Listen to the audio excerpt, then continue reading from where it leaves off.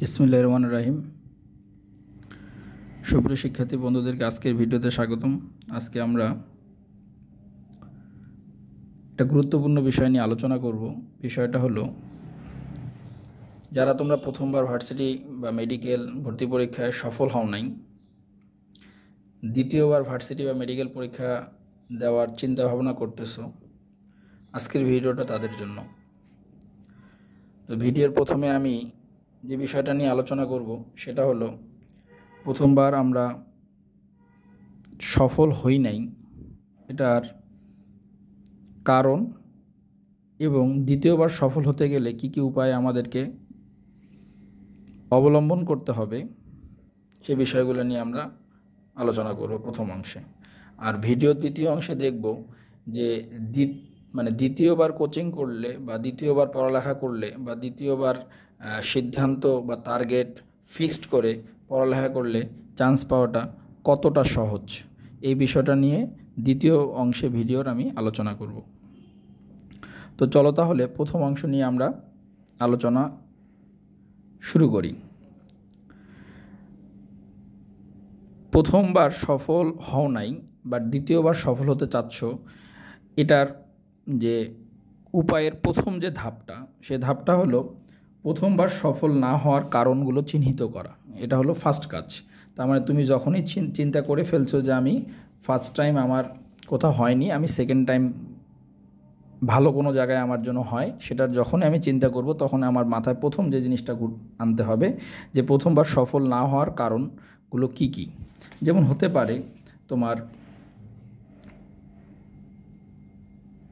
1 নম্বর কারণ হতে পারে যে সিদ্ধান্তের ভুল। তোমার সিদ্ধান্তের ভুল।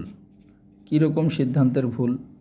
যেমন আমাদের সমাজের প্রচলিত একটা প্রথা আছে যে মেডিকেল। প্রচলিত প্রথা আমি কেন বলতেছি, একটা স্টুডেন্ট যখন সিদ্ধান্ত নিয়ে ফেলে যে আমি মেডিকেল বা মেডিকেল রিলেটেড কোথাও পড়ালেখা করব, তখন সে যে কাজটা করে, সে ম্যাথটাকে ছেড়ে দেয়। ম্যাথ তার সিদ্ধান্তের বাইরে চলে যায়, মানে ম্যাথ নিয়ে সে কখনোই ভাবে না। তার মানে সে মেডিকেলের জন্য যখন প্রিপারেশন নিচ্ছে, তখন সে কিন্তু ফিজিক্স, কেমিস্ট্রি, বায়োলজি, জিকে এবং ইংলিশ, এই 5টা সাবজেক্ট পড়ালেখা করতেছে। ম্যাথ কিন্তু ক্রস, ম্যাথ কিন্তু সে ভাবতেছেই না। এখন ধরো কোনো কারণে ওই স্টুডেন্টটার মেডিকেলে হয়নি, কোনো কারণে হতেই পারে, সে তখন কি করে, ম্যাথের পরিবর্তে বাংলা অথবা ইংলিশ, এই দুটার একটা দাগানো যায়। কোথায় কোথায় দাগানো যায়? ঢাকা ইউনিভার্সিটিতে, আমি ফার্স্ট টাইম ম্যাথের কথা বলতেছি, কিন্তু ঢাকা ইউনিভার্সিটিতে, জগন্নাথ বিশ্ববিদ্যালয় এবং যেমন ইয়াতে কি বলে, আমাদের হাজী মোহাম্মদ দানেশ এগ্রিকালচার ইউনিট যেটা আছে, সেখানে ম্যাথ না দাগালেও চলে। ঠিক অনুরূপভাবে জাহাঙ্গীরনগরের ডি ইউনিট, এগুলো নিয়ে তাদের ভাবনা থাকে, কেন আমার ম্যাথটা এখানে লাগে না। তখন তারা কিন্তু এই বাংলায় ইংলিশে পড়ালেখা স্টার্ট করে দেয়। রাজশাহী ইউনিভার্সিটিতে গেলে আইসিটিতে কিন্তু আমাদের 5 মার্কস, তখন কিন্তু আমাদের আইসিটিও পড়ালেখা করতে হয়। তারপরে হলো, আমরা যখন এগুলোর কোনোটাতেই সফল হই না, তখন আমরা কিন্তু কি করি, আমরা করি হলো এগ্রি জন্য প্রিপারেশন নেই। এগ্রির জন্য যখন প্রিপারেশন নেই, তখন কিন্তু ওখানে কম্পালসারি ম্যাথ 20 মার্কস, তখন কিন্তু আমরা ম্যাথ করি। তাহলে সিদ্ধান্ত ভুল বলতে কি বোঝায়? তাহলে বুঝো, খেয়াল করে দেখো যে তোমার অ্যাডমিশন টেস্টে সাবজেক্টগুলো কমানোর চিন্তাভাবনা করা হয়। এটা হলো প্রথমত কথা, যে আমরা ফিজিক্স, কেমিস্ট্রি, ম্যাথ, বায়োলজি, সর্বোচ্চ ইংরেজি, এই 5টা আমরা সাধারণত পড়ালেখা করি। কিন্তু খেয়াল করে দেখো এখানে, যে মেডিকেলে কোচিং করলো বা ম্যাথটাকে সিদ্ধান্তের বাইরে রাখলো, তাকে physics, chemistry, biology, GK, English, এখানে থাকলো 5টা, তার সাথে যুক্ত থাকলো বাংলা অথবা ইংরেজি। ইংরেজি এখানেও ছিল 6টা, আইসিটি 7টা, এগ্রির জন্য সে ম্যাথ পড়তেছে লাস্ট টাইমে এসে। তাহলে মনে করো যে 8টা সাবজেক্টে তাকে প্রিপারেশন নিতে হচ্ছে। এখন যদি সে প্রথমেই যে কাজটা করতো যে প্রথমেই আমি মেডিকেলে প্রিপারেশন নিচ্ছি, তাহলে মেডিকেল জন্য ফিজিক্স, কেমিস্ট্রি, বায়োলজি, জিকে এবং ইংরেজি, এটার সাথে যদি আমরা উইকলি ম্যাথ পড়তাম বা ফ্রাইডে ম্যাথ পড়তাম বা সপ্তাহে একদিন ম্যাথ পড়তাম, সপ্তাহে একদিন যদি আমরা ম্যাথ পড়তাম, তাহলে কিন্তু আমার প্রিপারেশনটা কতটা স্ট্রং হতো খেয়াল করে দেখো। যাদের ঢাকা ইউনিভার্সিটি টার্গেট থাকতো, সাধারণত মেডিকেলে না হলে সাধারণত সবারই টার্গেট থাকে ঢাকা ইউনিভার্সিটি, কিন্তু ম্যাথ না পারার কারণে ঢাকা ইউনিভার্সিটিতে মার্কটা ভালো ক্যারি করতে পারে না। আর ম্যাথ না থাকার কারণে ম্যাথ রিলেটেড সাবজেক্টগুলোর জন্য এলিজেবল হয় না। এই কারণে আমাদের ঢাকা ইউনিভার্সিটি কিন্তু ছুটে যায়। ঢাকা ইউনিভার্সিটি ছুটে যাওয়ার সাথে সাথে অন্যান্য ইউনিভার্সিটিগুলোও কিন্তু ছুটে যায়। শেষে যাটা আমরা কিন্তু বড় একটা অ্যাডমিশন টেস্ট এগ্রিকালচার এবং জিএসটি এটার দিকে আমরা ঝুঁকি। সেখানে যেও আমাদের কী করতে হচ্ছে, বাড়তি ম্যাথ করতে হচ্ছে। তাহলে এখন তুমি চিন্তা করে দেখো যে তুমি এই যে ইন্টারমিডিয়েট থেকে শুরু করে ম্যাথকে অবহেলা করে আসছো দিনের পর দিন, সেখানে আসে এগ্রিকালচারের পরীক্ষার 15 বা 20 দিন আগে ম্যাথ করে কি এগ্রিকালচারে সফল হওয়া সম্ভব? এই কোশ্চেনটা তোমাদের কাছেই রাখলাম। তো এই যে একটা আমি সিদ্ধান্ত ভুলের একটা মানে কারণ বললাম আমি, যে এই ধরনের সিদ্ধান্ত ভুল যদি তোমরা ফার্স্ট টাইমে করে থাকো, তাহলে সেক্ষেত্রে কিন্তু সেকেন্ড টাইমে আসে এই ভুলগুলো করা যাবে না। এই ভুলগুলো যদি করো তোমরা, তাহলে সেকেন্ড টাইমে কিন্তু সফল হওয়াটা খুব ডিফিকাল্ট। তো এই ধরনের সিদ্ধান্ত ভুল বলতে বোঝানো হচ্ছে যে এই ধরনের সিদ্ধান্ত ভুলগুলো আরও হতে পারে যে আমার পড়ালেখাটা ভালো হয়নি বা আমি ভালো টিচার পাইনি, এটা হতে পারে। কিন্তু মেইন ভুলটা হলো যে আমি আসলে ইন্টারমিডিয়েট সিলেবাস এবং এডমিশন সিলেবাসটাকে টোটালি ডিফারেন্ট, যে এটা আমি যে আসলেই এটাকে আমি ডিফারেন্সিয়েট করতে পারতেছি কিনা, মানে আলাদা আলাদা করতে পারতেছি কিনা, এটা খুব গুরুত্বপূর্ণ কিন্তু। কারণ আমি ইন্টারমিডিয়েট ধাঁচে যদি আমি এডমিশনও করতে যাই, তাহলে সেক্ষেত্রে সফলতা কিন্তু পাওয়াটা খুব ডিফিকাল্ট। এই ধরনের সিদ্ধান্ত ভুল হবে না। তাহলে আশা করি প্রথম ব্যাপারটা বুঝছো তোমরা। দ্বিতীয় হলো একজন ভালো মানের মেন্টর বা শিক্ষকের গাইডলাইনে চলা। দেখো এই জায়গাটা কিন্তু খুবই গুরুত্বপূর্ণ কীরকম, ধরো 2 নম্বর বিষয়টাতে একটা এক্সাম্পলের মাধ্যমে বুঝাই। ধরো তুমি টার্গেট নিচ্ছ ভার্সিটি, বিশ্ববিদ্যালয়ের টার্গেট তোমার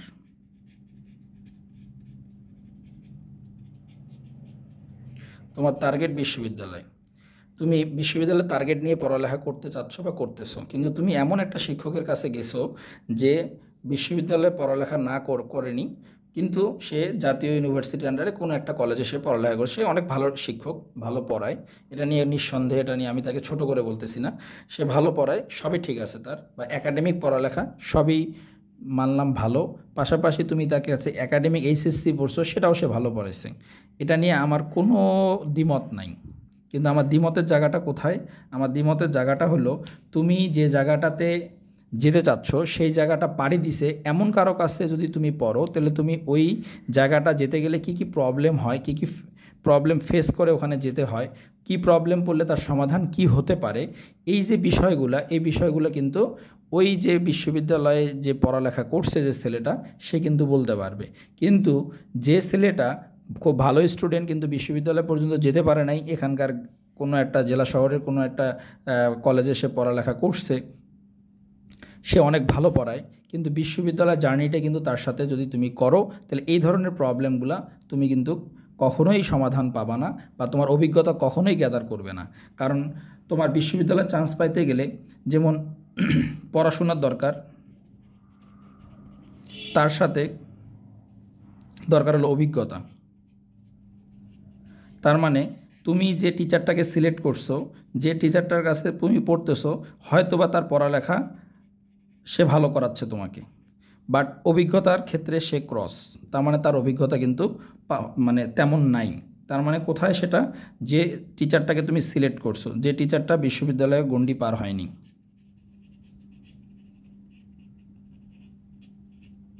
বিশ্ববিদ্যালয়ের গণ্ডি পার হয়নি।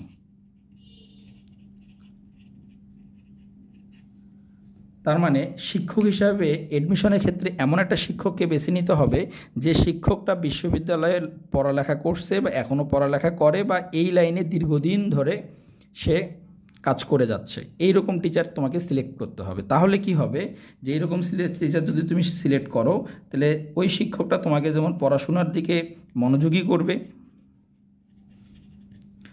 ঠিক অনুরূপভাবে তার অভিজ্ঞতা দিয়ে তোমাকে হেল্প করবে। তার মানে এটা খুব জরুরি, একটা শিক্ষকের যেমন পড়াশোনা করানোর টেন্ডেন্সি থাকতে হবে, ওই শিক্ষকটা তেমন অভিজ্ঞতাও থাকতে হবে। এইটা যখন তুমি করতে পারবা তখন তুমি কিন্তু একটা ভালো মেন্টর পেয়ে যাবা। আর ভালো মেন্টর পাওয়া মানে অ্যাডমিশনের 60 থেকে 70% চান্স পাওয়ার পসিবিলিটি এমনিতেই বেড়ে যায়। কেন? আমি আগেই বলছি যে বিশ্ববিদ্যালয়ে টার্গেট পেতে গেলে প্রথম কাজ হলো যে শিক্ষকের কাছে পড়তেছো তার পড়াশোনার দিকে খেয়াল রাখা, বা তোমার পড়াশোনাটা সে কীভাবে করাচ্ছে বা আদায় করতেছে তুমি কি বুঝতেছো কিনা সে অংশটা, পাশাপাশি তার অভিজ্ঞতা। তার মানে তার অভিজ্ঞতাটা থাকতে হবে যে আসলে বিশ্ববিদ্যালয়ের ক্ষেত্রে বা মেডিকেলের ক্ষেত্রে কোন জায়গা থেকে কোশ্চেনটা হচ্ছে, কোন জায়গা থেকে কোশ্চেনটা আসবে না, কোন জায়গাটাকে আমি ছেড়ে দিলেও আমার অসুবিধা নাই। এই যে একটা আইডেন্টিফিকেশন, এই আইডেন্টিফিকেশনগুলো কিন্তু খুব জরুরি। এটা তাদেরই হয় যারা দীর্ঘদিন ধরে অ্যাডমিশন পড়াচ্ছে এবং তারা দীর্ঘদিন ধরে অ্যাডমিশন নিয়ে রিসার্চ করতেছে এবং তারা নিজেও অ্যাডমিশনে গেছে এবং বিশ্ববিদ্যালয়ের জার্নিটা কেমন হয় সে সেটা জানে। এই ধরনের শিক্ষক যদি তুমি সিলেক্ট করো তাহলে তোমার অ্যাডমিশন জার্নি বললাম তো 60 থেকে 70 তুমি অ্যাডভান্স হয়ে যাবা। তার মানে তোমাকে শিক্ষক হিসাবে সিলেক্ট করতে হবে কাকে? বিশ্ববিদ্যালয় পড়ুয়া ও দীর্ঘদিন পড়ানোর অভিজ্ঞতা।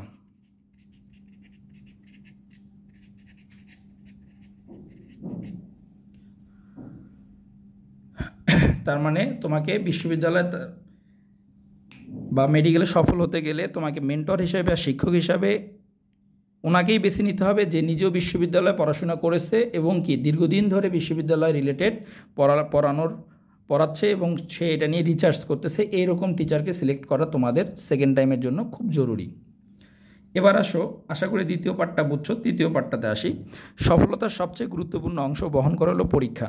তাই নিয়মিত কোচিং বা বাসায় পরীক্ষা দেওয়া, এটা কিন্তু মনে করো যে তোমার সফলতার একটা বড় অংশ কিন্তু এই জায়গাটাতে আছে 3 নম্বরে। তার মানে 3 নম্বরে তুমি যে সফলতা, এই সফলতার মূল মন্ত্র কি? সফলতার মূল মন্ত্র হলো তুমি পড়ালেখা করতেছো, পাশাপাশি এক্সাম দিচ্ছ। আমাদের অনেকের মধ্যে টেন্ডেন্সি আছে, যেটা তোমরা ফার্স্ট টাইমেও করেছো, যে কোচিং ঠিকমতো করছো, স্যারদের কাছে ঠিকমতো পড়ছো, কিন্তু রেগুলার এক্সামে অ্যাটেন্ড করো নাই। এই কাজটা কিন্তু তোমরা কিন্তু করছো। আবার অনেকেই একটা কাজ করে যে অনলাইনে এক্সাম দেয়। দেখো, অনলাইনে এক্সামের এনভায়রনমেন্ট আর বাস্তবিক পক্ষে এক্সামের এনভায়রনমেন্ট দুটা কিন্তু টোটালি ভিন্ন। যার কারণে যেহেতু তোমাদের কোনো ইউনিভার্সিটির পরীক্ষা অনলাইনে হয় না, সুতরাং অফলাইনে হয়, সুতরাং তোমাদের উচিত কি অফলাইনে কোনো কোচিংয়ে ভর্তি হয়ে তোমাদের এক্সাম দেওয়া। তার মানে পড়তে হয় এক জায়গায়,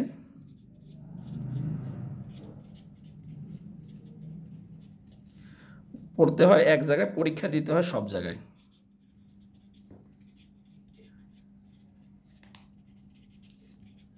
এই কথাটা অনেকে বলতে পারে এটা কেন?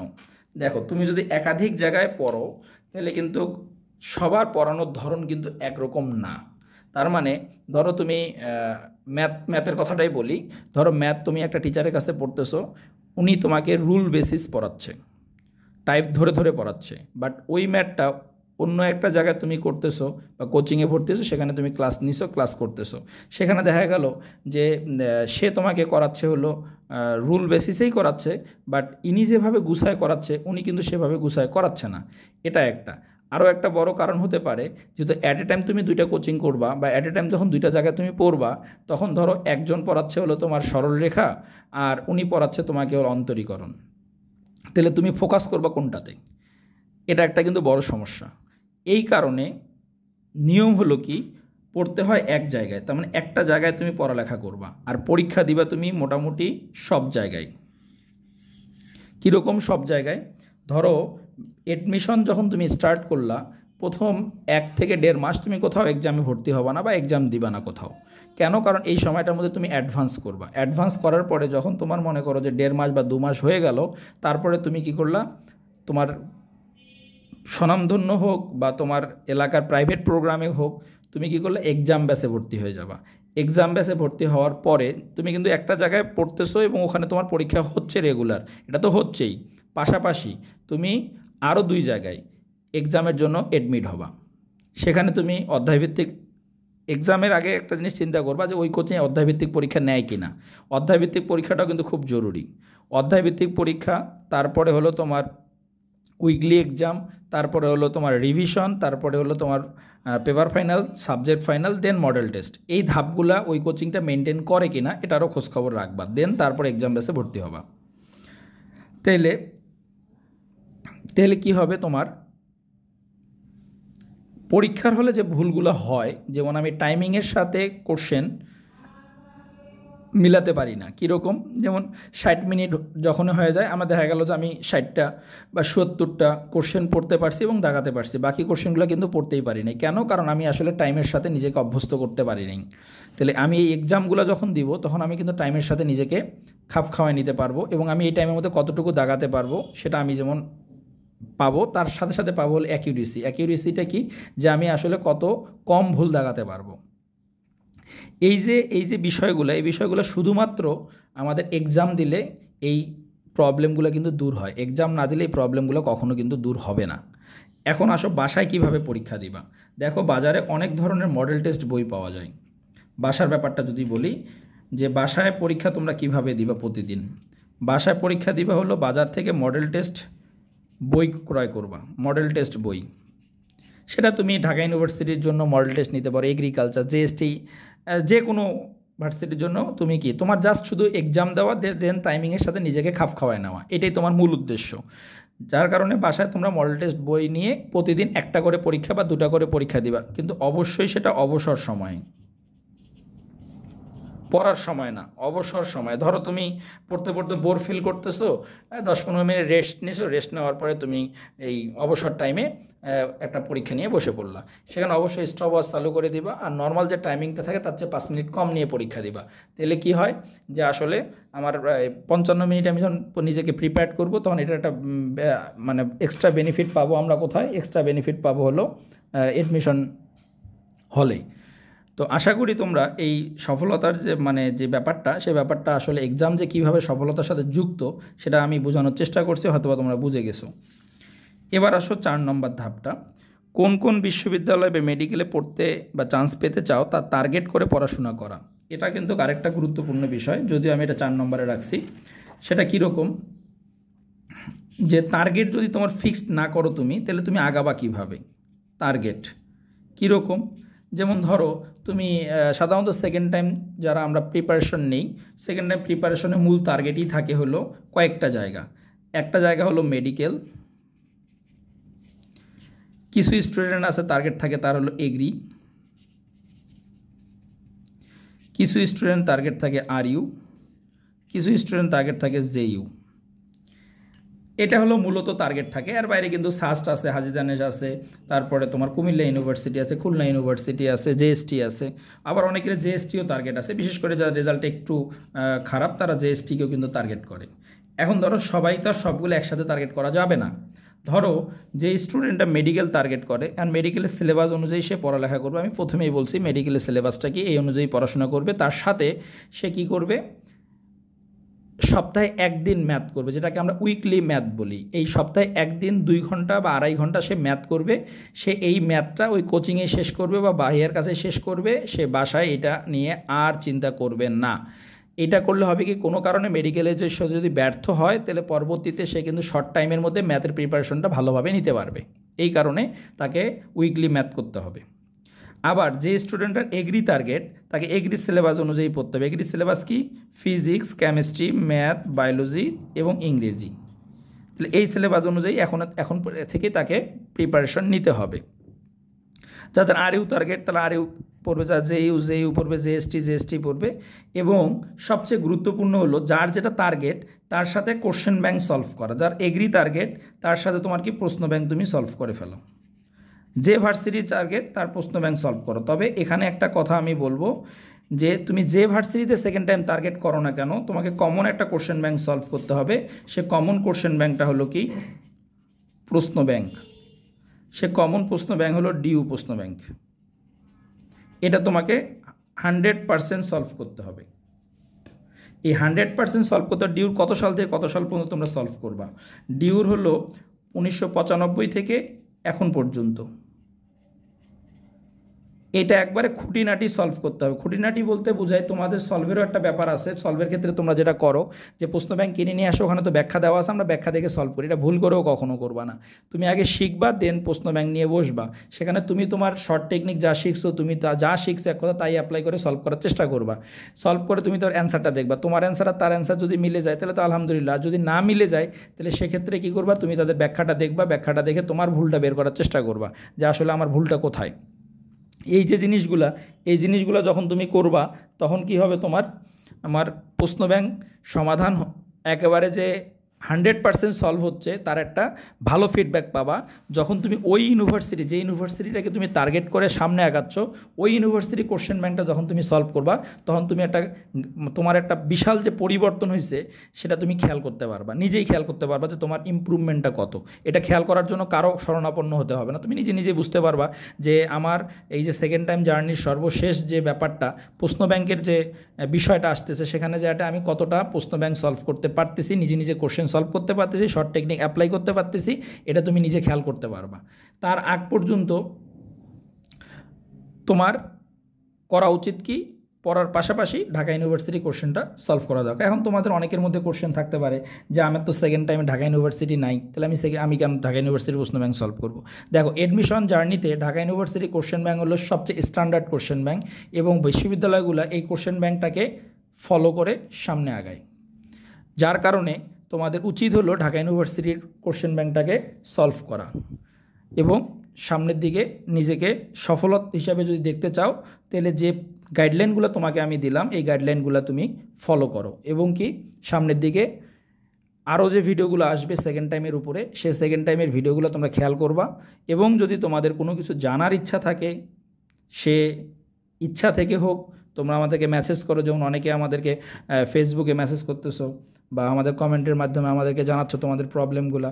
এটা আমাদের জন্য খুবই বড় পাওয়ার। আমরা চেষ্টা করি তোমাদের পাশে থাকার। তোমাদের যে যুদ্ধ, এই যুদ্ধের একটু হলো যদি আমরা পাশে থেকে তোমাদেরকে যদি একটু সহায়তা করতে পারি, পাশাপাশি তোমাদের সাথে যদি একটু সফলতা বা একটু কষ্ট আমরা যদি ভাগাভাগি করে নিয়ে সামনে আগাতে পারি তাহলে সেক্ষেত্রে আমরাও যেমন একটু আনন্দিত হব, পাশাপাশি তোমরাও কিন্তু সফল হয়ে যাবা। এই জন্য পরের ভিডিওগুলোতেও আমাদের এই সেকেন্ড টাইমের যে পরের ভিডিওগুলো এগুলোও খেয়াল করবা, তাতে দেখা যাবে কি তোমার যে ভুলগুলো তুমি কিন্তু সংশোধন করতে পারবা। তো আজকে থেকে এই ভিডিও থেকে আমি সেকেন্ড টাইমের ভিডিওটা স্টার্ট করলাম, আশা করি তোমরা আমার পাশে থাকবা। আর যদি তোমাদের বারবারই বলতেছি, যদি তোমাদের কোনো কিছু জানার ইচ্ছা থাকে অবশ্যই তোমরা আমাকে জানাবা, ইনশাল্লাহ আমি সেটার ব্যাখ্যা দেওয়া বা কারণ বলার চেষ্টা করব আর কি। তো আজকে এই পর্যন্তই, আল্লাহ হাফেজ।